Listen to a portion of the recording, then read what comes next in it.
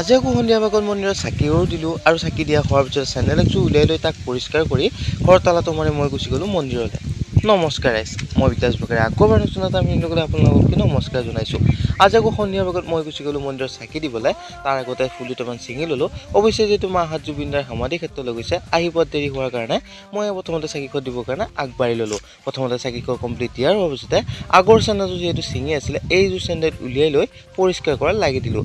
এফালৰ পৰা পৰিষ্কাৰ হোৱাৰ পিছতে মই চেণ্ডেলযোৰ উলিয়াই লৈ ঘৰত অলপ টাইম থকাৰ পিছতে মই গুচি গ'লোঁ পাতৰ ফালে। অৱশ্যে গাইছ, আজি বোলে বিভূতি ভাই ঠগি আছে, মানে কাতি মাহত যিহেতু প্ৰতিবাদ কৰা হয়, বিভূতি ভাই পাতৰ পৰা মাত লগাইছে, ঠগিত নিমন্ত্ৰণ জনাইছে। আৰু সেই নিমন্ত্ৰণ ৰক্ষা কৰিবৰ কাৰণে ঘৰত আহি অলপ টাইম থকাৰ পিছতে তালাটো মাৰি কেনে মই আকৌ বাইদেউৰ হাতত চাৰিপত দি কেনে গুচি গ'লোঁ মন্দিৰলৈ। চ' আজি মিলকটো ইমান আছে, নেক্সট মিলকে লগ পাম, তেতিয়ালৈ বাই। চ' আপোনালোকে চাই যদি ভাল পাইছে, এটা লাইক, কমেণ্ট, শ্বেয়াৰ আৰু ছাবস্ক্ৰাইব কৰি দিব। নেক্সট মিলকে লগ পাম, বাই।